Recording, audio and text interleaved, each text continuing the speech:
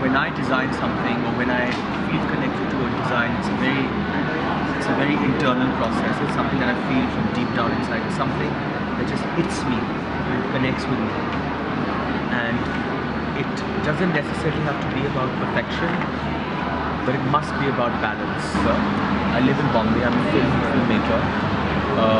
I'm a writer, producer, director, and have been so in the Bombay television and film industry for the last 10 or 11 years. I've directed mainly TV commercials, music videos, a lot of TV shows. I've produced a couple of small independent films.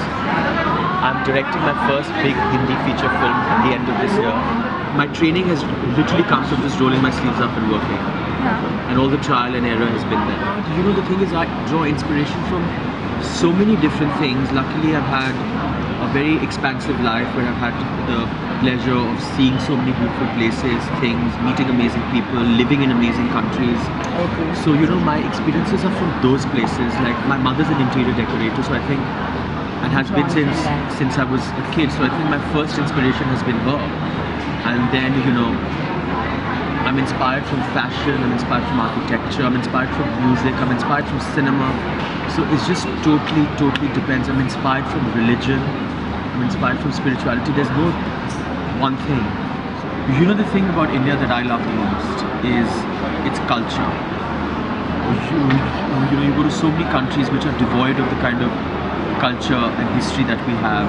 And in that, there's so much beauty. So when I did my collection for Kudat, it's called Mughal Pop. And I was immediately inspired from the entire Mughal era. And I wanted to take that. So my entire collection is made out of acrylic and gemstones. It's very modern, it's very contemporary, but it's completely inspired from everything Mughal.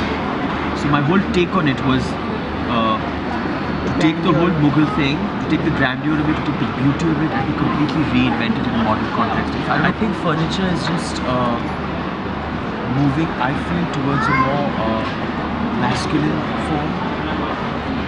Yeah, and I find that really sexy.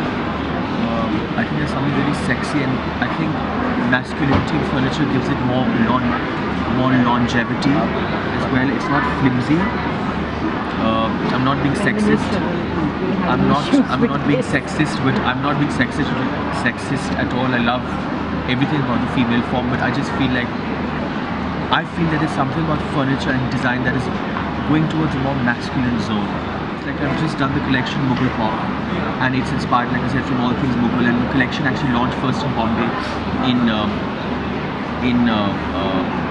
in May of last year, and the reactions that I've got from people who live in Bombay versus the reactions that I've got from people who live in Delhi are completely different. The people in Delhi have loved the Mughal context, and which I think goes to show that there is a more cultural, I think Delhi is more culturally awakened than Bombay. The people in Bombay have loved the luxness of the semi-precious stones. So I think people in Bombay are more, there's a more flash thing going on in Bombay.